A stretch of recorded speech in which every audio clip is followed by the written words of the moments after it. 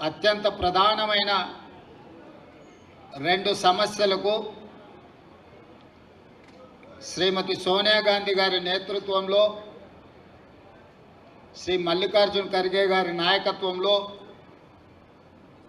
శ్రీ రాహుల్ గాంధీ గారి స్ఫూర్తితో తెలంగాణ రాష్ట్ర ప్రభుత్వం సాహసోపేతమైన నిర్ణయాలు తీసుకొని ప్రజల మన్ననలు పొందుతున్న సందర్భంగా ప్రత్యర్థి రాజకీయ పక్షాలు, వాటి నాయకులు ఏదో ఒక రకంగా ఈ ప్రభుత్వం మీద ఆరోపణలు చేయాలి, ఈ ప్రభుత్వం చేపట్టిన ప్రక్రియలో లేని అపోహలు సృష్టించి తప్పుల తడక అనే ఒక అభిప్రాయాన్ని కలిగించడానికి శతవిధాల ప్రయత్నం చేస్తున్నారు. కానీ నిజం నిప్పు లాంటిది. ఆ నిజాన్ని వాళ్ళు ఒళ్ళో పెట్టుకున్నా, వాళ్ళు జేబులో పెట్టుకున్నా వాళ్ళకే కాలుతుంది తప్ప అది ప్రజలకు నష్టం చేకూర్చదు. అందుకే ఈరోజు భారత్ జోడో యాత్ర సందర్భంగా మన నాయకుడు కన్యాకుమారి నుంచి కశ్మీర్ వరకు మండు టెండల్లో, మంచు కొండల్లో 150 రోజులు 4000 కిలోమీటర్లు పాదయాత్ర చేస్తూ కర్ణాటక రాష్ట్రం నుంచి తెలంగాణకు తెల్లవారుతుండగా కృష్ణానది మీద నుంచి రాహుల్ గాంధీ గారు తెలంగాణకు మహబూబ్ నగర్ జిల్లాలో మొదటి అడుగు పెట్టింది. ఆ రోజు వారు స్పష్టంగా ఈ జాతులకు, ఈ సమాజానికి ఒక స్పష్టమైన మాట ఇచ్చాడు. మీరు కాంగ్రెస్ పార్టీకి అండగా నిలబడి కాంగ్రెస్ ప్రభుత్వాన్ని ఏర్పాటు చేయండి. తప్పకుండా 1931 తెల్లదొరలు పాలించినప్పుడు చేసిన కులగణన తెలంగాణ రాష్ట్రంలో మీరు అధికారాన్ని ఇవ్వండి అని చెప్పి రాహుల్ గాంధీ గారు ఈ జాతులకు విజ్ఞప్తి చేసింది. రాహుల్ గాంధీ కుటుంబం మీద ఉన్న నమ్మకం, విశ్వాసం, గాంధీ కుటుంబాల యొక్క త్యాగ చరిత్ర ఈనాటి కాదు. స్వతంత్రం రాకంటే ముందు ప్రజలు స్వతంత్రం కోరుకుంటే ఆనాడు మహాత్మా గాంధీ గారి నేతృత్వంలో శాంతియుతంగా రవి అస్తమించని తెల్ల దొరలని తరిమి ఈ దేశానికి స్వతంత్రం ఇప్పించి ప్రజలకు అండగా నిలబడ్డది ఆనాడు మహాత్మా గాంధీ గారు, గాంధీ కుటుంబం. దేశం కోసం ప్రాణాలు ఇచ్చి దేశ సమైక్యతను కాపాడిన మహాత్మా గాంధీ గారి యొక్క వారసత్వాన్ని ఈరోజు రాహుల్ గాంధీ గారు తీసుకోవడమే కాదు, శ్రీమతి సోనియా గాంధీ గారు 2004 సంవత్సరంలో ఆనాడు ఎన్నికల సందర్భంగా కరీంనగర్ గడ్డ మీద కాలు మోపినప్పుడు 4 కోట్ల తెలంగాణ ప్రజల ఆకాంక్ష, 60 సంవత్సరాల నుంచి మీరు చేస్తున్న పోరాటం నా దృష్టిలో ఉన్నది, తప్పకుండా మీ కళ నెరవేరుతుంది, మీ ఆకాంక్షలు నెరవేర్చే బాధ్యత నేను తీసుకుంటాను శ్రీమతి సోనియా గాంధీ గారు చెప్పింది. ఆ మాటలో భాగంగానే పక్క రాష్ట్రంలో పార్టీ చచ్చిపోయినా, కేంద్రంలో అధికారం కోల్పోయినా, తెలంగాణలో పార్టీ ఒడిదుడుకులను ఎదుర్కొన్న ఇచ్చిన మాట ప్రకారం 2014లో తెలంగాణ రాష్ట్రాన్ని ఇచ్చి శ్రీమతి సోనియా గాంధీ గారి మాట శిలాశాసనం, శిలా పలక మీద సువర్ణ అక్షరాలతో లిఖించదగిన మాట అని చెప్పి సోనియా గాంధీ గారు 2014లో నిరూపించారు. మరి ఆనాడు దేశం కోసం త్యాగం చేసి దేశానికి స్వతంత్రం తెచ్చిన మహాత్మా గాంధీ గారి స్ఫూర్తితో ఈనాడు రాజకీయ ప్రయోజనాలకు అతీతంగా 4 కోట్ల ప్రజల యొక్క ఆకాంక్షల్ని నెరవేర్చాలని తెలంగాణ రాష్ట్రం ఇచ్చిన శ్రీమతి సోనియా గాంధీ గారి స్ఫూర్తితో రాహుల్ గాంధీ గారు ఒక మాట ఇచ్చిండ్రు ఈ దేశానికి. ఎక్కడెక్కడైతే కాంగ్రెస్ పార్టీ రాష్ట్రాలలో అధికారంలోకి వస్తుందో ఆయా రాష్ట్రాలలో కులగణన చేసి ముఖ్యంగా బలహీన వర్గాల లెక్క తేల్చి వాళ్లకు ఇవ్వాల్సిన వాటా కోటా ఇచ్చే బాధ్యత కాంగ్రెస్ పార్టీ తీసుకుంటుంది. కేంద్రంలో ప్రభుత్వం ఏర్పాటు చేసి రాజ్యాంగాన్ని సవరించి 50% రిజర్వేషన్ల నిబంధనను తొలగించి బలహీన వర్గాలకు రిజర్వేషన్లు పెంచడమే కాదు, వాళ్ళ జనాభాను లెక్కగట్టి దామాషా ప్రకారం నిధులను కేటాయిస్తామని రాహుల్ గాంధీ గారు మాట ఇచ్చిండ్రు. మరి అంత త్యాగాల వారసత్వాన్ని తీసుకున్న రాహుల్ గాంధీ గారు మాట ఇస్తే ఆ మాటను నిలబెట్టాల్సిన బాధ్యత ఆనాటి పిసిసి అధ్యక్షుడిగా నా మీద, ఆనాటి సిఎల్పి నాయకుడిగా బట్టి విక్రమార్క గారి మీద ఉన్నది.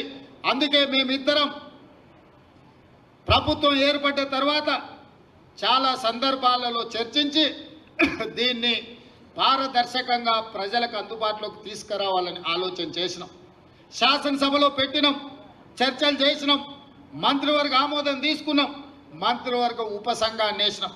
మంత్రివర్గ ఉపసంఘానికి కూడా నిష్పక్షపాతంగా నిబద్ధతతో పనిచేయగలిగిన వాళ్ళు ఉండాలి అని ఆ ఉపసంఘానికి అధ్యక్షుడిగా అత్యంత సుదీర్ఘకాలం పిసిసి అధ్యక్షుడిగా పనిచేసిన ఉత్తమ్ కుమార్ రెడ్డి గారిని చైర్మన్గా పెట్టి అందులో ఉమ్మడి రాష్ట్రంలోనే ఉప ముఖ్యమంత్రిగా పనిచేసి ఎస్సీ ఎస్టీ సప్లైని అమలు చేసిన పెద్దలు దామోదర్ రాజనరసింహ గారిని, అదేవిధంగా శ్రీధర్ బాబు గారిని, పొన్నం ప్రభాకర్ గారిని, సీతక్కను, వీళ్ళందరినీ కూడా అందులో సభ్యులుగా చేర్చి దాన్ని పూర్తి స్థాయిలో సాంకేతికంగా న్యాయపరంగా వివిధ రాష్ట్రాలలో ఏం జరుగుతుందో గమనించి, అది బీహార్ కావచ్చు, హర్యానా కావచ్చు, కర్ణాటక కావచ్చు, ఇతర రాష్ట్రాలలో ఆ ప్రభుత్వాలు ఆ పార్టీలు చేసి విఫలమైన విషయాలను కూడా పరిగణలోకి తీసుకొని ఈ కులగణన మీద ఒక నిర్దిష్టమైన ప్రణాళికను రచించి దాన్ని ప్లానింగ్ డిపార్ట్మెంట్కి అప్పచెప్పి దాదాపుగా 95,000 మంది ఎన్రోలర్స్ని 9,500 మందిని వీళ్ళ మీద సూపర్వైజ్ చేయడానికి మొత్తం దాదాపుగా 104,000 మంది ప్రభుత్వ అధికారులను, ముఖ్యంగా జనగణన చేసే టీచర్లందరినీ కూడా సంఘాలతో ఉప ముఖ్యమంత్రి గారు మాట్లాడి ఆ సంఘాలను ఒప్పించి వాళ్ళందరినీ కూడా ఈ కార్యాచరణలో భాగస్వాములను చేసి 150 ఇళ్లను ఒక యూనిట్గా 95,000 యూనిట్లు దాదాపుగా చేసి ప్రతి యూనిట్కి ఒక ఎన్రోలర్ను పెట్టి ఆ ఎన్రోలర్ కూడా రోజుకి 8 నుంచి 10 ఇండ్లు మాత్రమే. ఎందుకంటే 150 ఇండ్లు 2 రోజుల్లోనో 3 రోజుల్లోనో 4 రోజుల్లోనో చేయమంటే హడావిడిలో తప్పులు జరుగుతాయన్న ఆలోచనతోటి 3 రోజులు ఆ 150 ఇండ్లకు ప్రతి ఇంటికి ఒక స్టిక్కర్ అంటించి మొదట ఆ ఇండ్లను గుర్తించే కార్యక్రమం చేసినాం. ఇండ్లను గుర్తించి ప్రతి 150 ఇండ్లను ఒక యూనిట్గా వాటిని విభజించి దాదాపుగా 95,000 యూనిట్లుగా విభజించి 95,000 మంది ఎన్రోలర్స్ని అపాయింట్ చేసినాం. ఆ ఎన్రోలర్స్ దాదాపుగా 45 రోజులు రోజుకు 8 నుంచి 10 ఇళ్ళే. ఎందుకు మరి 150 ఇళ్ళకు రోజుకి 8 10 చేస్తే 15 రోజులలో అయిపోవాలి కదా అని మీకు అనుమానం రావచ్చు. ఒకరోజు మన ఎన్రోలర్ పోతే ఆ ఇంట్లో ఉండకపోవచ్చు, ఆ ఇంటి యజమాని పెళ్ళికి పోయి ఉండొచ్చు, ఆ ఇంటి యజమాని ఇంకెక్కడికైనా వెళ్ళి ఉండొచ్చు, లేదా పిల్లలుండి యజమాని లేకపోయి ఉండొచ్చు. అందుకే 1కి 4 సార్లు ప్రతి ఇంటికి తిరిగి ప్రతి ఇంటి వాళ్ళని కలిసి 8 పేజీల రిపోర్టు 57 ప్రశ్నలు అనుబంధ ప్రశ్నలు పెట్టి పేరు, తండ్రి పేరు, పుట్టుమచ్చల కాడ నుంచి మొదలు పెడితే వాళ్లకు గొర్రె బర్రె ఉన్నదా, భూమి ఉన్నదా, సంక్షేమ పథకాలు ఏమైనా వచ్చినాయా, రాజకీయ రిజర్వేషన్లు మీరేమైనా పొందినరా, మీ కుటుంబంలో చదువుకున్న వాళ్ళు ఎవరు, చదువుకున్న వాళ్ళు ఎవరితో సహా సంపూర్ణమైన సమాచారాన్ని సేకరించి మనమే రాసుకుంటే అందులో లోపాలు ఉన్నాయి, రాసుకున్నాయన ఏం రాసుకున్నాడో నాకు తెలియదని ఇట్లాంటి తిర్రోళ్ళు ఎవరన్నా కేటీఆర్ లాంటి వాళ్ళు మాట్లాడతారని రాసుకున్న దాని మీద సంతకం పెట్టించి ఆ సంతకంతో పాటు పక్కన ఆ ఎన్రోల్ చేసిన ఎన్రోలర్తో సంతకాలు పెట్టించి ఆ పక్కన సూపర్వైజ్ చేసిన సూపర్వైజింగ్ అథారిటీతో కూడా 3 సంతకాలు తీసుకొని ఆ పక్కడబందీగా మాన్యువల్ డాక్యుమెంట్స్ని తయారు చేసి మళ్ళీ 36,000 మందిని కంప్యూటర్ ఆపరేటర్లుగా పెట్టి డేటా ఎంట్రీ ఆపరేటర్స్ని పెట్టి ఎవరైతే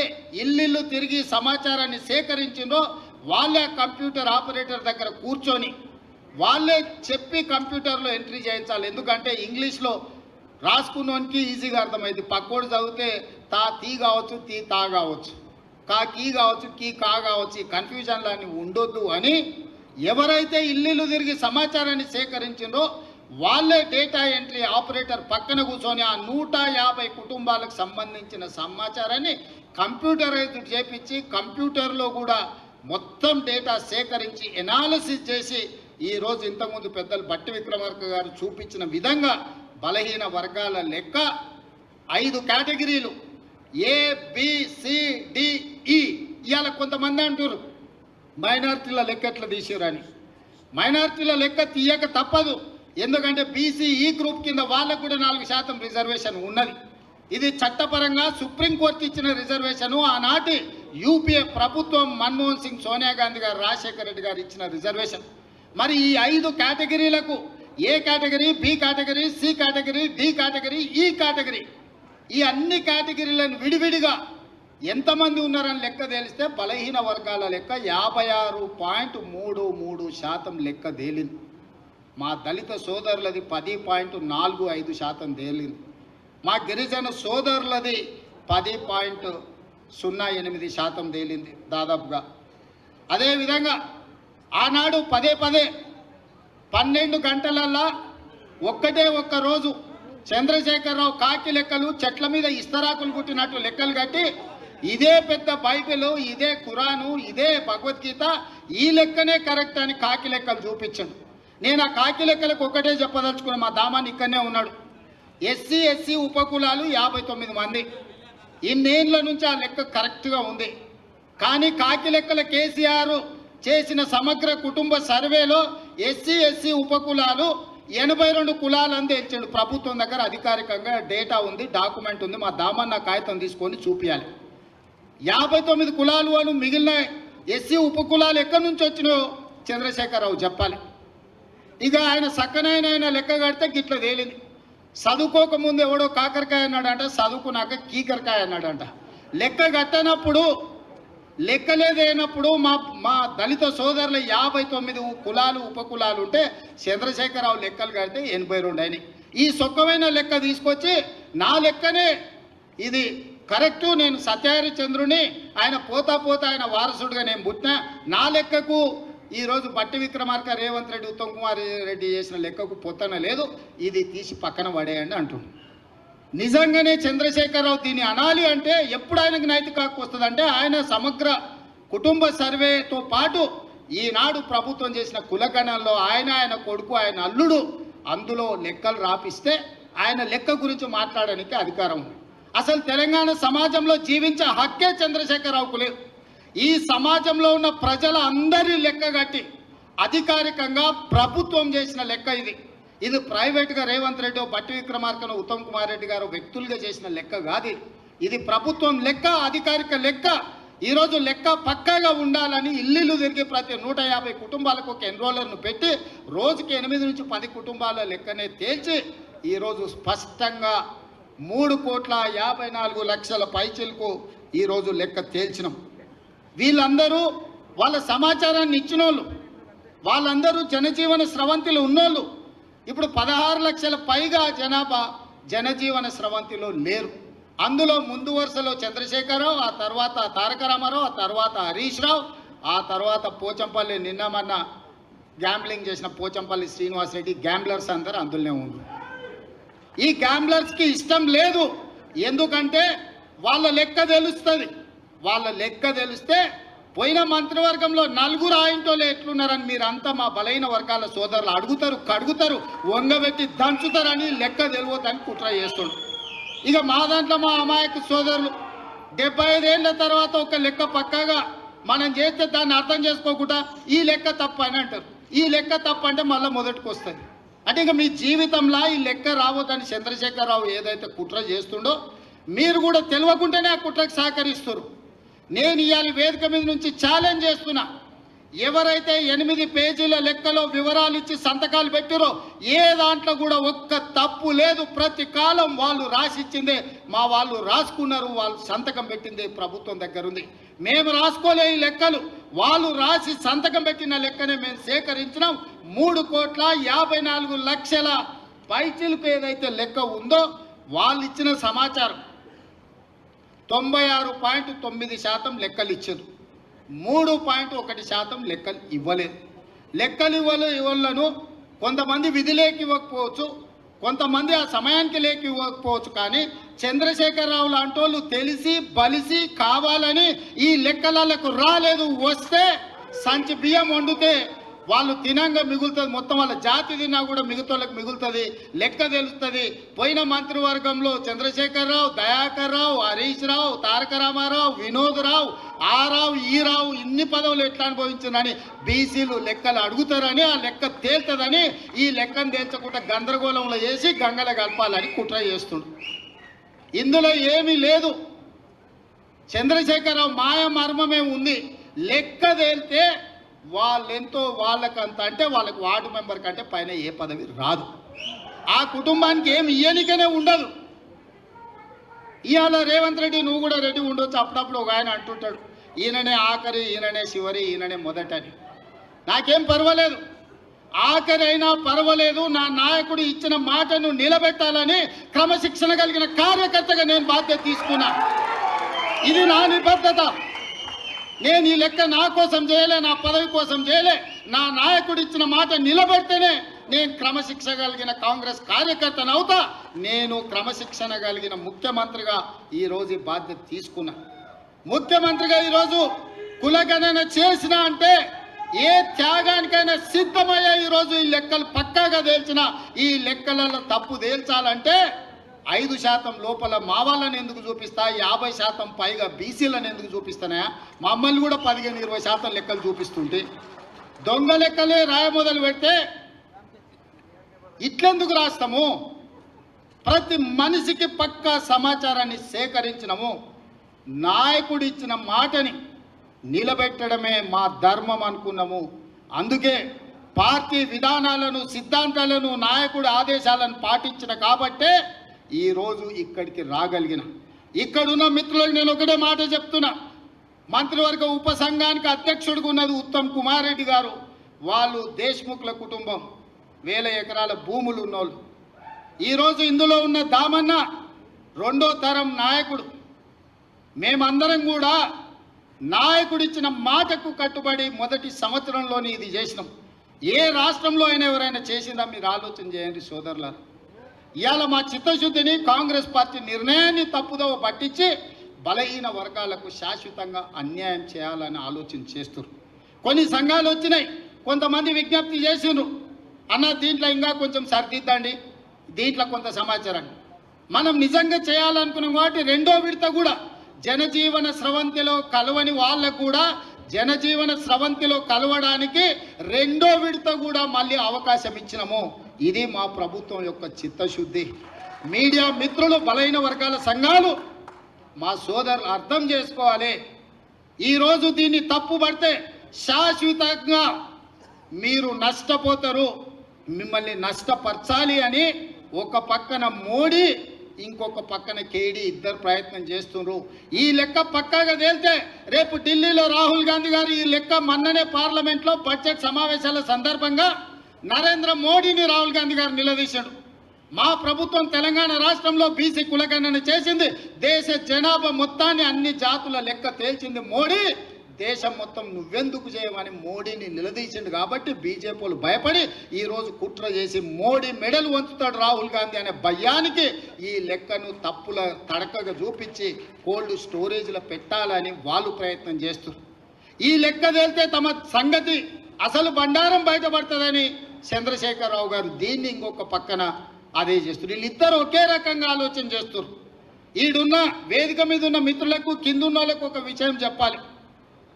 మోడీ గారు నేను బీసీని అంటాడు. మోడీ గారు వాస్తవంగా బీసీ కాదయా, లీగల్లీ కన్వర్టెడ్ బీసీ. నేను చాలా జాగ్రత్తగా ఈ పదం వాడుతున్నా, లీగల్లీ కన్వర్టెడ్ బీసీ. 2001 వరకు ఆయన ముఖ్యమంత్రి కానంత వరకు ఆయన కులము గుజరాత్ రాష్ట్రంలో ఉన్నత వర్గాలలో ఉండే. ఆయన ముఖ్యమంత్రి అయినాక ఆ కులాన్ని తీసుకొచ్చి బీసీలో కలుపుకున్నాడయా చట్టం చేసి. ఆయన పుట్టుకతో బీసీ కాదు, నరేంద్ర మోడీ గారు పుట్టుకతో బీసీ కాదు, పుట్టుకతో ఉన్నత కులము.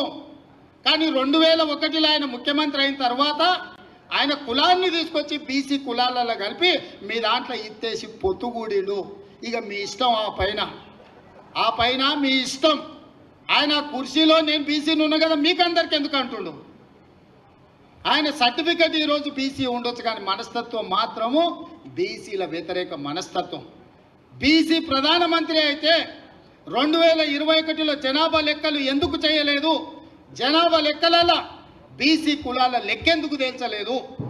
ఇవాళ 2025లో బీసీ లెక్కలుగా మొత్తం జనాభా లెక్కలు కడతాం అంటుండు. నేను ఈ వేదిక మీద నుంచి డిమాండ్ చేస్తున్నా నరేంద్ర మోడీ గారిని, రేపు చేయబోయే జనాభా లెక్కలల్లో బీసీ కులాల జనాభాను కూడా జనాభా లెక్కలలోనే చేర్చి నీకు చిత్తశుద్ధి ఉంటే లెక్క కట్టు, లెక్క తేల్చు. ఇవాళ మేము చేసింది తప్పు అంటున్నారు కదా. తెలంగాణ రాష్ట్రంలో కూడా కేంద్ర ప్రభుత్వం కులగణన చేసినప్పుడు, మొత్తం జనగణన చేసినప్పుడు జనగణనలో కులగణన చెయ్యి, ఇల్లు తిరుగు లెక్కలు రాయి. ఆ లెక్క తీసుకొచ్చి ముందల పెట్టి కాంగ్రెస్ పార్టీ రాహుల్ గాంధీ గారు చేసిన లెక్క ఇది, నరేంద్ర మోడీ చేసిన లెక్క ఇది అని రెండింటిని పక్కన పెట్టి చూపించు. బలహీన వర్గాలది ఇప్పటి వరకు లెక్కనే చేయలేదు మిత్రమా. లెక్కలు ఎవరు కూడలేదు, లెక్క ఎవరు కట్టలేదు. లెక్క కట్టండి లెక్కలు తీసుకొచ్చి చూపించి ఈ లెక్క ఇట్లుంది, ఈ లెక్క తప్పు ఉంది అని అంటే ఇక మరి చదువుకున్న మా బలహీన వర్గాల మేధావులు ఆలోచన చేయాలి. ఆ జాతికి నాయకత్వం వహించే వాళ్ళు చేయాలి. మమ్మల్ని ఈరోజు తప్పు పడితే ఈ తప్పు మాకు కాదు మీకే నష్టం. ఈ లెక్కలు పక్కాగా తేల్చినాం. ఇవాళ 56.33% బలహీన వర్గాల లెక్క తేలింది ఏబిసిడి ఈ కేటగిరీ కింద. రేపు ఏడికైనా ఏ కోర్టు దగ్గరికైనా వెళ్ళి మీ రిజర్వేషన్లు పెంచుకోవాలంటే ఇది లెక్క ఉంది తెలంగాణ రాష్ట్రంలో, స్థానిక సంస్థలలో లెక్క తెల్చండి అని సుప్రీంకోర్టు ముందర పోయి నిలబడవచ్చు. ఇవాళ ఎంత మనం 42% ఇస్తామన్నాం. ఇవాళ జనాభా లెక్క 56.33% తేలింది. పక్కా లెక్క తీసుకెళ్లి సుప్రీంకోర్టు ముందర పెడితే కోర్టు కూడా ఈరోజు అభ్యంతరం పెట్టడానికి లేదు. ఇవాళ చట్టాన్ని సవరించాల్సిన ఒత్తిడి కేంద్ర ప్రభుత్వం మీద ఉంటుంది. అదేవిధంగా వర్గీకరణ గురించి మా పెద్దలు దామానే చెప్తాడు. చాలా ఏళ్ళ నుంచి పిల్లలు ప్రాణాలు పోయినాయి. చాలా ఏళ్ళ నుంచి వాళ్ళు జీవితంలో ఇది తప్ప ఇంకో ఆశయం లేకుండా వేలాది లక్షలాది మంది పిల్లలు కొట్లాడి దానికి శాశ్వత పరిష్కారం చూపించాలని దానికి కూడా ఉత్తమ్ కుమార్ రెడ్డి గారి నేతృత్వంలోనే మాదిగ ఉపకులాల ఎస్సీ కేటగరైజేషన్ విషయంలో కూడా నిర్ణయం తీసుకోవాలనుకున్నాడు. పెద్దలు మోత్పల్లి నరసింహులు గారు ఉన్నారు. నాకు తెలిసి పెళ్లి కాకముందే ఆయన యూనివర్సిటీ నుంచి ఎమ్మెల్యే అయ్యాడు నాకు తెలిసి. ఆ రోజు నుంచి ఈ రోజు వరకు ఈ సమస్యను ఏదో పరిష్కారం చూపించాలని చాలా ఏళ్ళ నుంచి చేస్తుంది. ఇవాళ శాశ్వతంగా పరిష్కారం చూపించినాం. మొత్తం 15% ఎస్సీ రిజర్వేషన్లో 9.75% మాదిగ ఉపకులాలకు వస్తే 5.25% మాల ఉపకులాలకు వచ్చింది. ఇక దీన్ని కూడా ఎవరో ఒకరు తప్పు పట్టాలి, దీన్ని ఏదో ఒక రకంగా తప్పుదో పట్టించాలని కొంతమంది మిత్రులు చేస్తున్నారు. ఇట్లాంటి దీంట్లల్లా పడకండి. ఎందుకంటే ఏ రాష్ట్రం, ఏ ముఖ్యమంత్రి, ఏ పార్టీ చేయని సాహసోపేతమైన కార్యక్రమాన్ని మన ప్రభుత్వం చేసింది. నా మంత్రివర్గ సహచరులు, నా శాసన సభ్యులు అండగా నిలబడి మంత్రివర్గంలో ఆమోదించి శాసనసభలో దాన్ని తీర్మానం చేసి రేపు చట్టాన్ని చేయబోతున్నాము. ఇంత గొప్ప లక్ష్యం ముందు చిన్న ఆరోపణలు చేస్తే వాటి వైపు చూడకండి. ఇంత గొప్ప నిర్ణయం ఈ దేశంలోనే జరగలేదు. తెలంగాణకు తెలంగాణ రాష్ట్రం ఎంత ముఖ్యమో ఇవాళ ఈ దేశంలో ఈ రెండు సమస్యల పరిష్కారం కూడా అంతే ముఖ్యం. అంత శాశ్వతమైన సమస్యను, శాశ్వతమైన పరిష్కారాన్ని ఈరోజు మనం చూసుకున్నాం. అందుకే మిత్రులారా, ఎవరు మాట్లాడినా ఛాలెంజ్ చేయండి. ఏ లెక్క తప్పుందో, ఏ వార్డులో తప్పుందో, ఏ ఇంట్లో తప్పుందో లెక్క చెప్పమని చెప్పును. ఇవాళ రానోళ్ళు బయట ఉన్నారు. వాళ్ళు ఇందులోకి వస్తే వాళ్ళు బీసీలు కావచ్చు, వాళ్ళు ఎస్సీలు కావచ్చు, మైనారిటీలు కావచ్చు, ఎవరైనా లెక్క ఆటోమేటిక్గా పెరుగుతుంది. లెక్క కట్టిన వాళ్ళు 3.1% బయట ఉన్నారు. లెక్క కట్టిన వాళ్ళు 96.9% లెక్కలలో. లెక్కలకు వచ్చిన వాళ్ళ దాంట్లోనే శాతం ఇచ్చినాం. లెక్కకు రానోళ్ళు ఇందులోకి వస్తే ఆటోమేటిక్గా బీసీలు పెరగడానికి అవకాశం ఉంటుంది, ఎస్సీలు పెరగడానికి అవకాశం ఉంటుంది, మైనారిటీలు పెరగడానికి అవకాశం ఉంటుంది. దీన్ని మళ్ళా రెండో విడత ఏదైతే అవకాశం ఇచ్చినామో ఈ అవకాశాన్ని సద్వినియోగం చేసుకోండి. జనజీవన స్రవంతిలో కలవండి అని చెప్పండి. మా బలహీన వర్గాల సోదరులకు, సంఘాలకు నేను విజ్ఞప్తి చేస్తున్నా. చంద్రశేఖరరావు ఇంటి ముందల, హరీష్ రావు ఇంటి ముందల, తారక రామారావు ఇంటి ముందల మేలుకొల్పు డప్పు కొట్టండి. మేలుకొలుపు డప్పు కొట్టండి. వాళ్ళు లెక్కలకు రాకుంటున్నంత కాలం ఈ లెక్క తప్పు అని చెప్తారు. వాళ్ళని లైన్లో నించోబెట్టి లెక్కలకు తీసుకురండి, లెక్క కట్టండి. అప్పుడు లెక్క పూర్తిగా తేలుతుంది. లేకపోతే సామాజిక బహిష్కరణ అనే శిక్ష విధించండి వాళ్ళకు. ఇవాళ ఈ బలహీన వర్గాల ఈ జనాభా లెక్కలల్లో కేసీఆర్ కుటుంబంగా నమోదు చేయించుకోకపోతే సామాజిక బహిష్కరణ అనే వాళ్ళకు శిక్ష. ఆ సామాజిక బహిష్కరణ చేయడానికి మీరు అందరు సిద్ధమా? అన్న వాళ్ళు గట్టిగా చెప్పండి, సప్పట్లు కొట్టి చెప్పండి. ఈ కులగణన సర్వేలో పాల్గొనకపోతే, వివరాలు అందించకపోతే తెలంగాణ సమాజం నుంచి చంద్రశేఖరరావును, తారక రామారావును, హరీష్ రావును సామాజిక బహిష్కరణ చేయాలని ఈ సమావేశంలో నేను తీర్మానం ప్రవేశపెడుతున్నా. మీరు పెద్ద ఎత్తున సప్పట్లు కొట్టి ఆమోదించండి. మీడియా మిత్రులకు, ముఖ్యంగా టీ న్యూస్ వాళ్ళకు, గుమస్తా తెలంగాణకి ఇదంతా రికార్డ్ చేసుకొని పోయి చంద్రశేఖరరావుకు చూపించాల్సిందిగా కోరుకుంటూ సెలవు తీసుకుంటున్నా. ధన్యవాదాలు మిత్రులారా.